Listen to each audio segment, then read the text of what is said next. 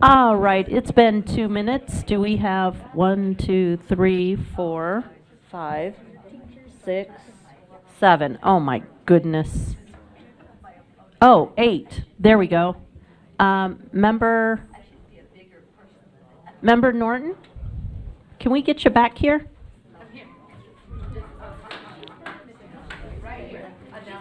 Fantastic. Oh, perfect. Well, you make a quorum, so I just needed to stand. that is perfectly fine. I'll stand in the rooms. All right. Thank you for waiting. If you'll proceed. Thank you, Vice Chair Hart. We have one legislative request this time. This is to amend Section 53G-6402 to allow early enrollment applications to be accepted through the third Friday in February to mirror the early enrollment application window listed in Section 53G-6401. Currently, these two codes have different windows. 401 ends February 1st, whereas 402 allows it to go through the 3rd February. And so we would like to make these codes mirror each other with that 3rd Friday in February. Excellent. Are there any questions or concerns? Okay, go ahead, Member Lear. Here's my concern. I think if I read that correctly, one LEA said there was some confusion, and these same dates have been in place for like 2 decades, and I'm concerned if, in the spirit of trying to lessen the burden on LEAs and help them keep track of the various programs now that exist, I'm concerned if we open it up for this problem that one LEA doesn't seem to be able to interpret, it'll cause a whole bunch of other changes that then LEAs will have to deal with. So I definitely don't want, I don't want my remarks to be heard to say I want parents confused, or I want LEAs confused, or I want to repress open enrollment. That's not true at all. But I think if it's only one LEA that has this interpretive problem, then help them figure it out, and let's not open up that area of the law for other changes that then are going to cause greater consternation and confusion for LEAs, who finally, I think, figured this out pretty well and allowed this to happen. I'm not sure anybody figured it out. They just make up their own rule. I'd like for it to be the same and not to have people bring me the other rule and say, you're not following the rule. I should be able to have more time to turn in my application. It's always been a problem. I just gave up. You just dealt with it. No. Well, yeah, I dealt with the parents coming in that said, you're not following the law. And I said, yeah, I'm following this one. And it Okay, just 2 different opinions. I just don't like this. I don't We're putting LEAs in a position where they're going to be wrong. Why don't we look and see if LEAs want this? Why don't we see if there's a common group of LEAs who say, yeah, clarification would be great compared to Well, that? I mean, my feeling is that we just, you're going to have 50-50. You're, I don't know that yet. Why don't we do some research? go ahead. Research. Go ahead. Gather data. I'm off. Who is? Is this the enrollment to enroll in school? Which one what are we talking? We're talking about the open enrollment where you're Right. going to you're putting in an application Right. to go to a school Yes. that is not your boundary school. Right. So I thought we had a board rule that said that was like June 1st or something like that. Is that what we're trying to get consistency on between this and the other one? Because I'll be honest, I would much prefer this date because you don't hire teachers in July. And if you're trying to get an accurate count of your classes, you're going to hire in the late winter or the spring. This is the open window. This is the early window.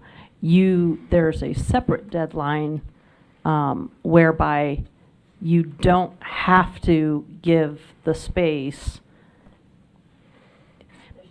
There's two deadlines. One, you have to allow people to enroll if you have the space available. The later deadline is, those are not early enrollees, those are the late. optional. and- That's the and June those are 1st one? optionals. What's the other conflicting date besides this February date? And that is for Mr. Rasmussen.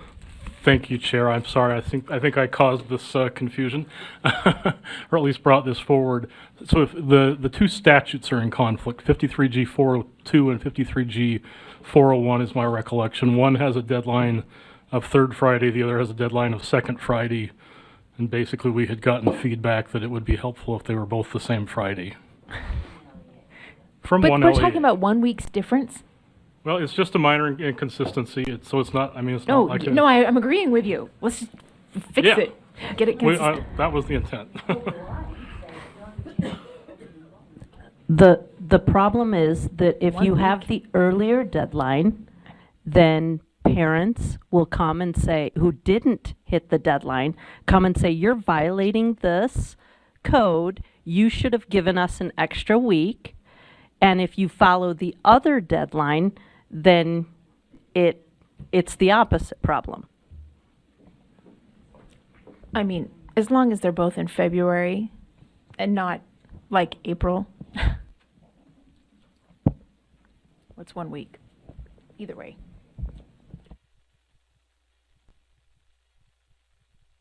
I'm waiting for a motion. So moved. Seconded. Okay,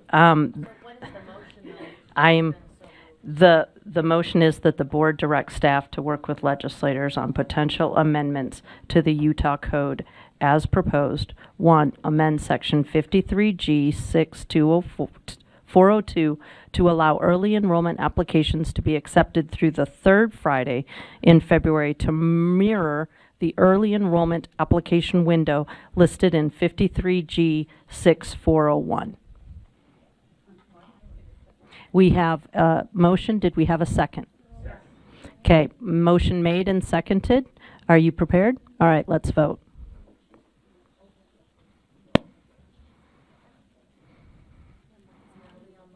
Member Klein, are you online? Abstain.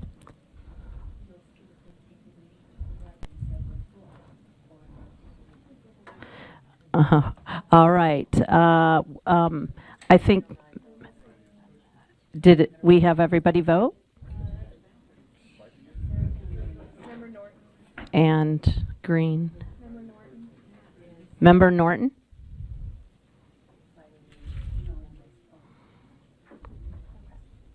Okay, that passes with the vote of 11 yeses, 1 abstention, 1 no, and 2 absent. Member Reel and Member Green are absent.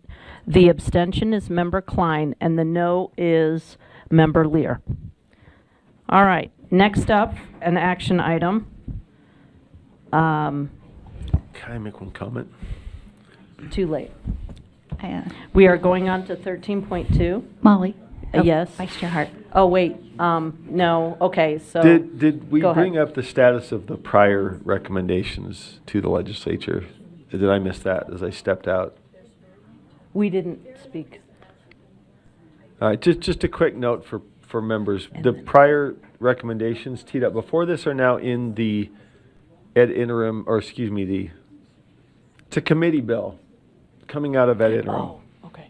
Right, so just progress report. We had previously, and I think Ms. Analyst Specialist Cannell teed those up. Those are all in the committee bill with the exception of SOEP, which was already in a bill. Yep. So everything we've recommended so far is in In- process, in a bill, mostly committee bills, just so you know. Okay. So this one, Okay, Member Wood. Yes. And then Member Davis. I'd Yeah. like to direct staff to amend Utah code to provide a repository outside of USBE and access to students who attended closed private schools to obtain copies of their records, including transcripts and diplomas, and would like to speak to that. Okay, we have does someone have that typed for, It's at you the, getting there? It's at the Okay. bottom of the previously considered, but no one moved it, Oh, that I've added outside of USBE. okay. Do we have a second for that?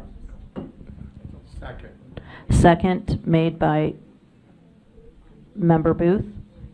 Would you like to speak to your motion? Yes, I've been working with Deputy Superintendent Nilsson, and we're looking at about 3 other places that we could find access to this. So it gives those families who were in private facilities that closed, and now they're adults and they're trying to find their records. It allows them to have a place where those records would be stored. But we're doing it outside of, more along the lines of a Department of Commerce or somewhere where that Yeah. gives out the licenses for private entities. Great. Is this speaking to this motion? It's for another one. Another one? Okay, you're, Mine. A former you're, screen, but you didn't see my light, so it's okay, sorry. It's okay. Member Lear? I'm just wondering, thank you, Leah, thanks so much. I'm just wondering if we have, if the USBE has the authority to do that. Is that a dumb question, or?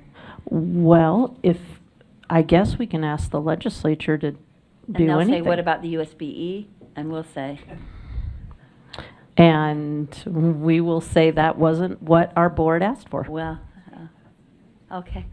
They have all the right in the just- world to say no, but we have all the right in the world to ask. Yeah, but if we don't say no very readily. Okay, any other Okay. comments or questions? Go ahead. Yeah, I just have a question, probably for the maker of the motion. And that would be, it says who attended closed private schools, but would that necessitate the collection of all private school students who currently attend private schools that are open?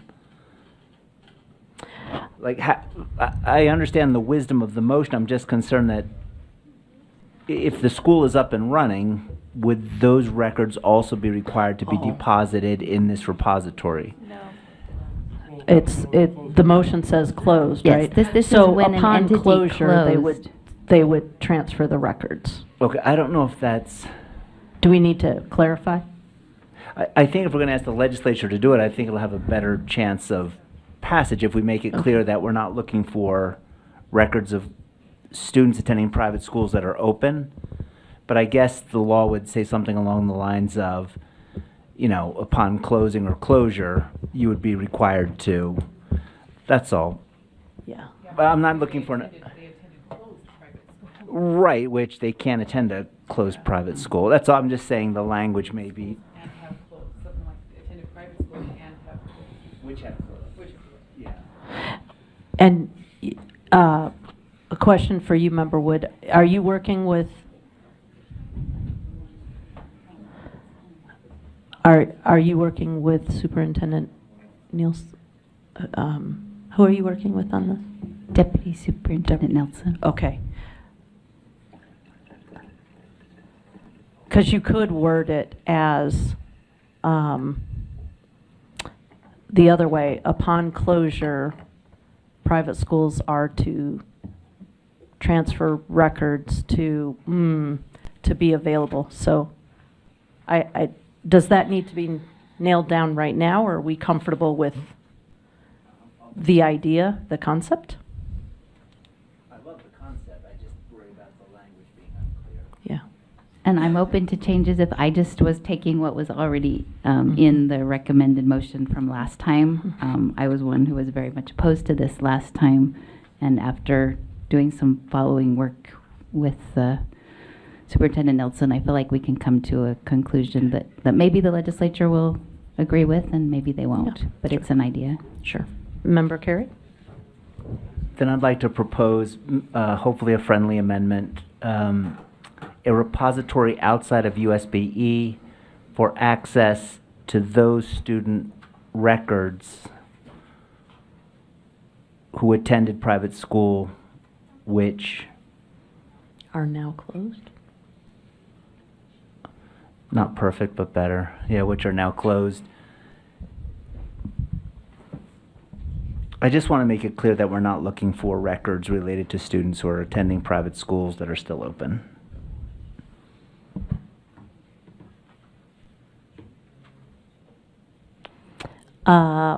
Where is?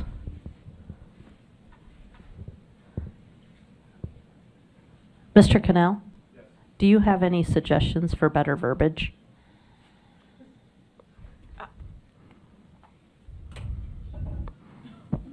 Can we just pass the intent and have them work on it? Yeah. After? The idea came from the problem that schools are closing. Okay. Students can't get the records, and we don't hold on to the records. Okay. And they're like not available. Okay. The idea is that we can have somewhere to direct some of these Right. students so they can like go find it. Okay. It only applies to when a school's closing, That's, then we would have them be, like, if you are closing a school with private, then you place these records in whatever the requirement is. okay. So. Oh. Seriously, is that Suggestion is- Elise doing that? Elise is writing, yes. Where is she?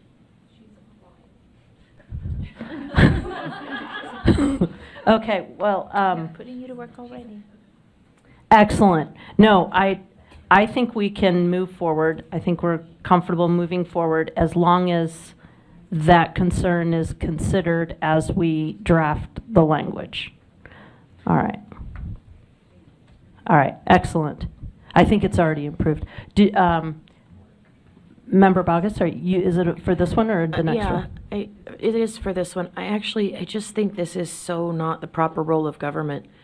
You know, are we going to, and when I say we, I mean like collectively at large, are we going to start having a repository of people who replaced their windows within the last 10 years, and when the company closes, they have to turn all their customer records over to the government?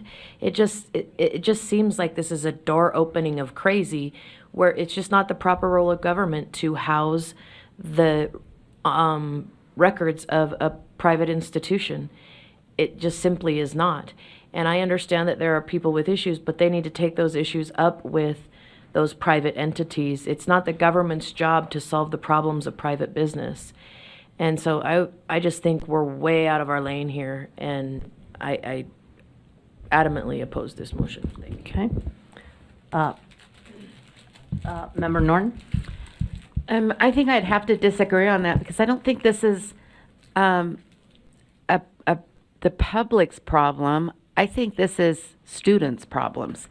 And I think that the State Board of Education are, we are to be looking out for the good of students, and students need these records, and there needs to be a place for them to go. We're staying out of the whole situation by saying it just needs to happen. Legislature, you find a place to put these. We're not asking for the records to come to us, but these students, it's hard. It would be very hard to apply for a job and say that you're a high school graduate if you can't find your high school diploma is not available to you anymore. And it's not their fault. And I think most, private schools would want a place for their students to have their records. But, they're not going to carry them around anymore because they're closing down. So I'm sure they would think, yeah, we want a place for these students to get their records. And I think that it means, we're just facilitating the solution to a problem, and then we're out of the picture. Okay. Go ahead, Member Straight.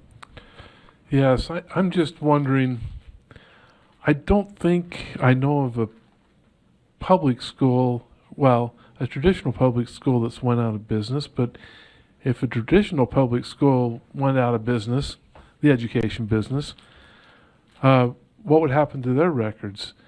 If a public charter school went out of business, and we have had some of those, do we currently have their information, or what happened to that information? We have it. Okay, so this truly is only an issue with private schools. Okay. All right, seeing no other questions, do you have it teed up for a vote? All right, let's vote.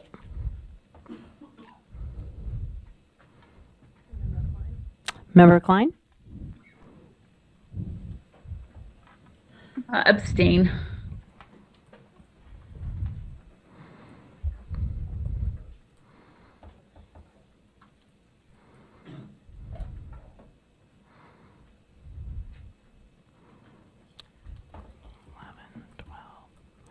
We're looking for one more vote, please. Are we? Oh, yeah, okay. With a vote of 9-2-2, 9 yeses, 2 absent, that would be Member Reel and Member Green, 2 abstentions, that'd be Member Klein and Member Davis, and 2 noes, that would be Member Earl and Member Bogus. That passes. Member Davis, you are up next. Yeah, with the big list of statutory request changes that was up earlier, can we have that list up one more time? There's one on the school fees, request for change in the school fees, the instructional equipment versus the supplies. It's the top one. It's number 2, actually. Or sorry, number 1. Last year, the body asked for a statutory change for the word fundraiser in the school fees code to be defined as a fundraiser and not as a fee. And we tried to make that happen. Did that ever actually go through? Because seems like I remembered someone at the end saying they didn't have time to open the whole bill file back up again. But if they're gonna open it up to fix this, then they can fix that as well. Is that a motion? Can anyone tell me if it got done last year? We requested it last year. Yes, I move that if it has not been done, that we ask for a statutory change to define fundraiser as a fundraiser and not as a fee. Okay, the motion's been made and seconded. Deputy Jones? To answer the question, Board Member Davis's question, Madam Chair, yes, it was pulled off, so Okay. So, it's done. okay, so Yes. Yeah. Gone. the motion's, okay, it is undone, withdrawn. Do we have any others? Seeing none, then let's now move on to the prioritization of board legislative funding requests. Is there any action under that item? Seeing none? we're 2 lights. 2 lights. Member Hymas? Yeah, I want to just get behind the NEST funding and charter school funding. I asked kind of in private, I guess. It was in this room, but I didn't ask over the microphone. What usually every year we talk about charter funding and small schools, and we haven't really brought anything up for prioritization. And I'm not asking for necessarily a prioritization here, but I do want to support. So I'm asking for board support in these areas. And so I'm not exactly sure the process of that or how to do that, because I'm not asking for, again, prioritization, but I am asking to say, can the board get behind this so that we can show the legislature, yeah, we still care about NEST funding. Yes, each one of us represents a handful of charters in our area, and we still want to see those schools succeed. Do you have, so it sounds like you're asking for it to be added to the list, but you're not necessarily asking for a specific prioritization? Do you have it written? Or No. it is in backup? Is it? Yeah. Oh, Yeah. let's Deputy use Jones Scott here. and Mr. Uri. So Madam Chair, these were presented to PEA And so then, or now, we're providing you what was presented to PEA. Both were presented. If any members recall and had attended PEA or listened in, the presentation on the new NEST formula was given by the districts, right? But given by Kobe, Willis, Paiute. And then Sam and Dale went forward to give the charter school-based funding. So if you add it to your list at this point, then we can, continue and take it into the legislative session. My recommendation would be a motion to at least do that, so that we know, staff know that it's on the list, and we have available for you to review in the backups now too. But, you can keep this and we can continue to do it. So we would amend the list of funding. And then, you still have time as a board to look at prioritization. Once we know revenue, things like that, that gives you time to do it. You start to meet once a week in the legislation. So for now, we would recommend you just add both to the list. You can do it separately, but that shows board support for that funding. So, Okay. thank you, Madam Chair. Chair? may I- Yes. I'll second if it hasn't, and I don't. Yeah, that's- Was there a second? Did you already I'll second? put if I could just casually say sorry. so moved, Okay. but that's, I appreciate Scott saying this, because I'm not looking to necessarily say, hey, I want this in number 3, or. Right. I would like it on the list, Okay. right? If that's appropriate. So, yeah, well, I haven't put a motion forward, because I don't really know how to word it. I would just move that and are added to the list. You could support the NEST and charter-based funding proposal that's presented in PEA, They're underlines. right? So okay, we're getting something on the board here, but yes, we're getting it all. I just want to make sure Support the presentations made to PEA on NEST funding and charter-based funding? You guys, I think that's what we're. no, this is the direction we're going, yeah, yeah. We're gonna let So, whoever's in the sky. I'm gonna wait for Elise's cursor to slow down. Is she gonna speak? I mean, I guess she doesn't have to.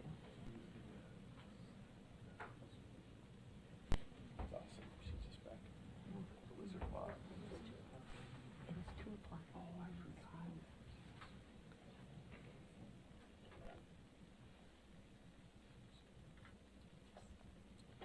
Okay.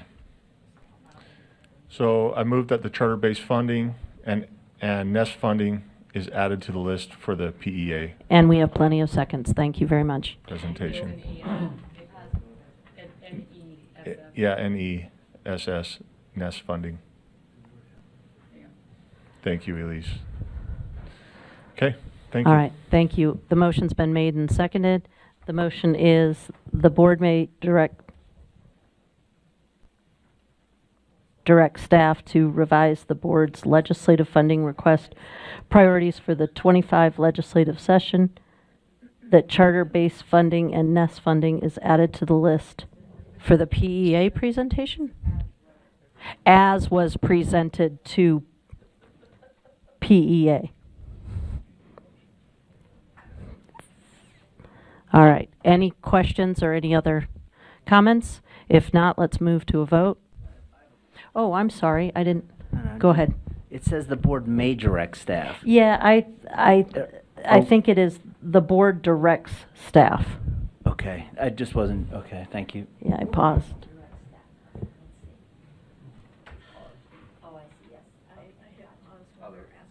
All right, go ahead and please vote.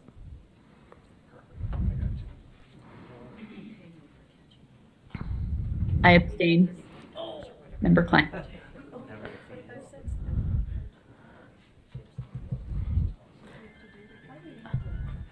We're missing a vote. Nope, I think, did you do it?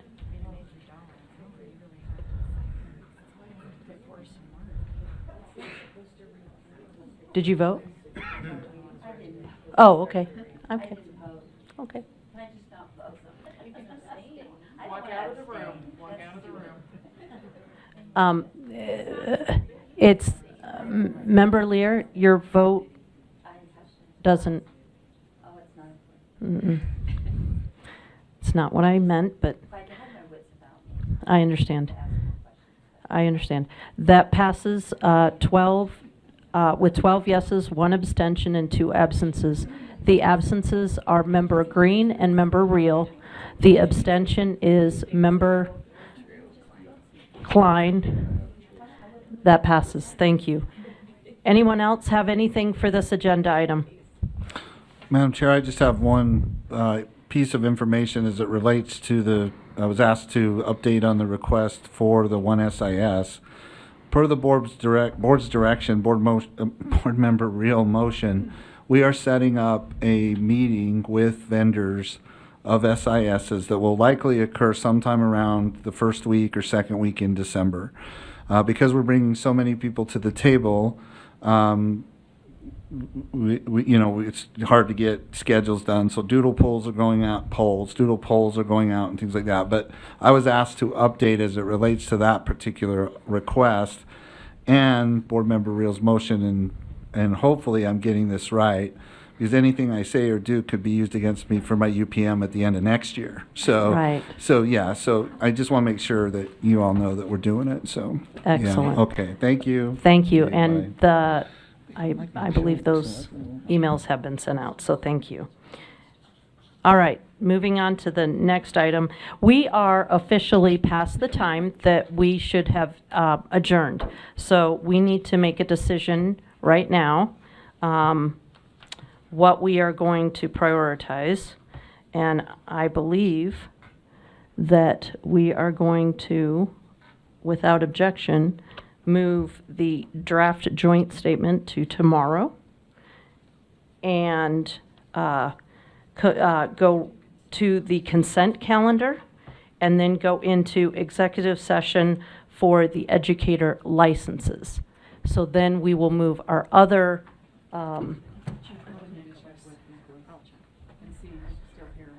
oh, yes.